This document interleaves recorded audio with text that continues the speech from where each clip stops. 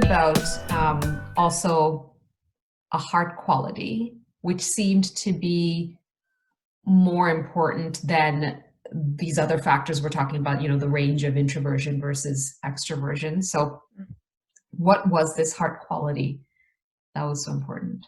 Oh, the the most important factor for me initially, when at least even choosing my board, if I will, was you know what they saw the world could be. That was almost the baseline of the first few questions, because all of us, all of us can complain about something, right? But what are the qualities of not only just your community, but the world that it could be, right? This is where I can really start to hear that hope and that heart come out in people, right? Because we want to see certain beautiful things come to fruition, right? And these things may not exist, but if we work together as a collective, we can bring one to two of these things to light, or grow that. What do you want to see in the world? And that really speaks to me about someone's heart, Mm. for the potential, what the work we were about to go do, right? Mm. So that's the baseline. That was what's the greatest that could be, and do you want to do the type of work that can help us get to our greatness, not just in our community, but in the world.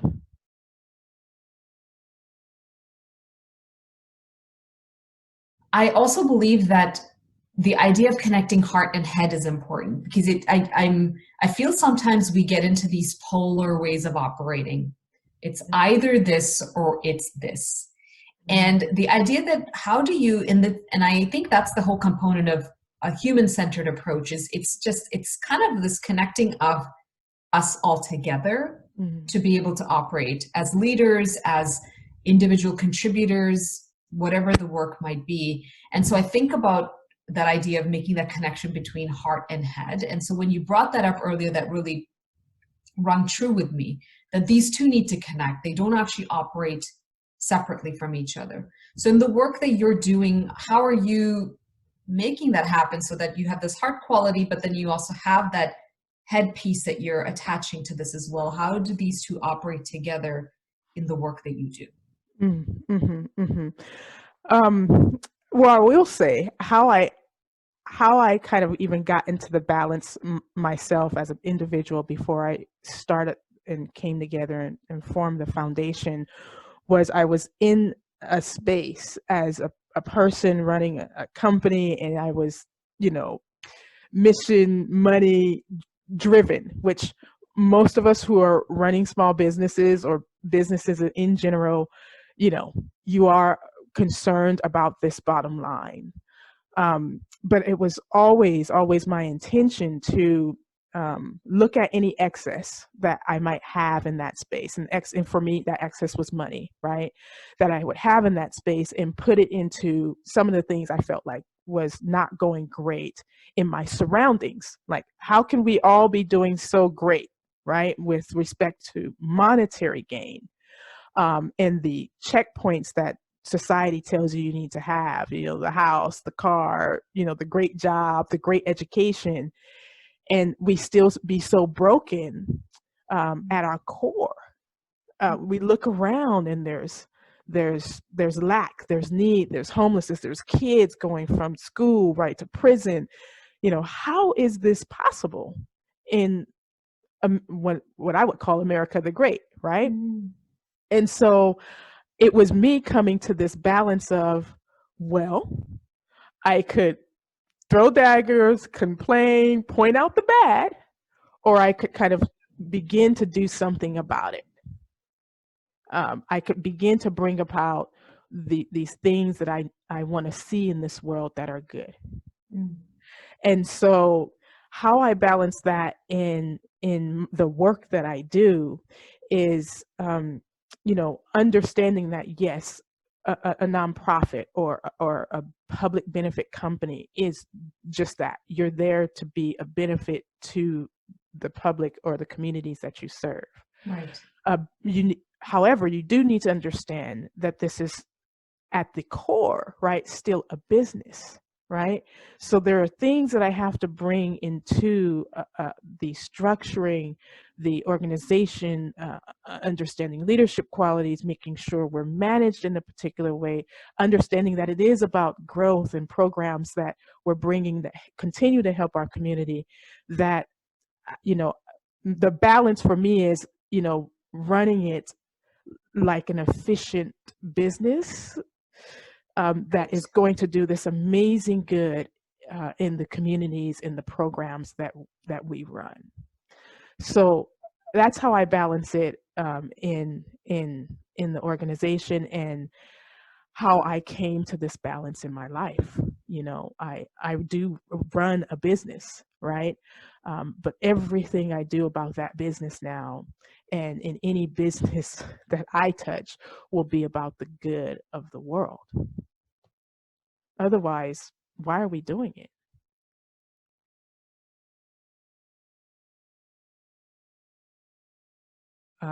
What people do in a time of crisis really defines them. I come from many backgrounds, right? But one thing that really, how do I put this, stands true is we need to stand up during this time. And we need to focus on the things that are absolutely a need in our community. And if that's, getting our mask on, putting our gloves on, and serving food, then that's what we do. Right. Because, the humans in our community and the people in our community need it. We need us right now to stand up. So sticking to your core values and standing up in a time of crisis is really what I want us to always be about. So that's the possibilities we'll always strive for. That's amazing. Thank you for sharing that.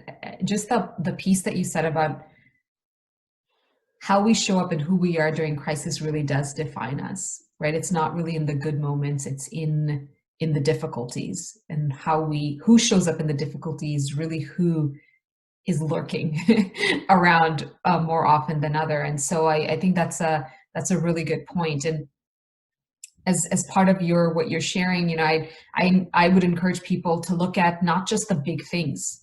It doesn't have to be something earth shattering that you need to do. I liked what you said. It's as simple as, if it's putting on your gloves, putting on your mask, and serving somebody, and that somebody could be your neighbor. It doesn't have to be anything. Sometimes we wait for like the really, really big moments. And it's not. So I would say, along with crisis, I don't think it's the big moments that define us. I think it is really what we do in regular moments in everyday life, because that's what life is. Life is actually made up of the smaller things. The bigger things are actually the exceptions. They just happen to be memorable, but this is life. And so how we show up now does matter.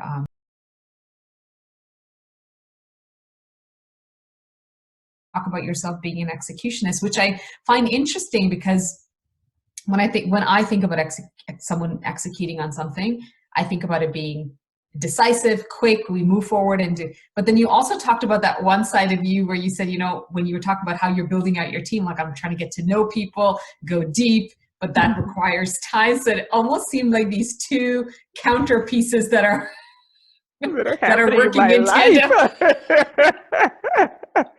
Am I on track there? You're on track. You are so on track. And then when it's crunch time, it just gets done, right? So because I gotta get done. But yes, it's these two polar opposite worlds. And when I love what you said about the small things, right? And so just a simple example, right? There are times when I have our teammates just, make sure we're present in the social spaces. And over this past 2 weeks, we've noticed that there's these push towards virtual graduations for young adults, right? Something as simple as acknowledging that the school is going to, maybe pass, make sure that these young adults pass. They are going to graduate to the next grade level. And most times, these things happen and there's a great little celebration, right? And so in some of these spaces that we're in, we're noticing that there are teachers and leaders in the community who are saying, hey, we're looking for people to just write a simple note to our 6th grade graduating class, right? words of encouragement, and happy, good luck at your next grade level, things that just acknowledge and celebrate them. Mm. And to me, it's such a simple thing that's being asked, right? In this time of quarantine and lockdown, and we can't, gather more than 25 in a space, right? A written letter Right. and sending it to a sixth grader, like, how simple is that? So that's what kind of resonated with me when I heard you talk about the small things, and those were the small things, right? That before this crisis was happening, that I was seeing literally slip through the cracks in our communities, right? Right. And so are these things in these moments when no one's looking, when we see the need, and maybe we just keep walking past it every day, or we just brush by it because it's not, something that's top of mind, and it's not running across our TV screen every 10 seconds. Those are the small things that we're missing, Mm. that we have opportunity to just fill the gap. Mm. Something as simple as writing a letter. Um, it's just astounding to me, the small things that can make the biggest change. And so when I think of myself as an executionist, like, how hard is it to do these small things? It's not that hard. And what if I had 5 to 10 people to do those same small things? What big change could we make, right? Mm. And in one of our first events, it was I thought, a small, simple event. Speak to 10 to 15 classes, bring in some great guest speakers, talk about their career. We reached over 500 students, and we got 500 written letters Wow. from the most heart-wrenching letters that I ever read, right? It reaffirmed why we were doing these small things.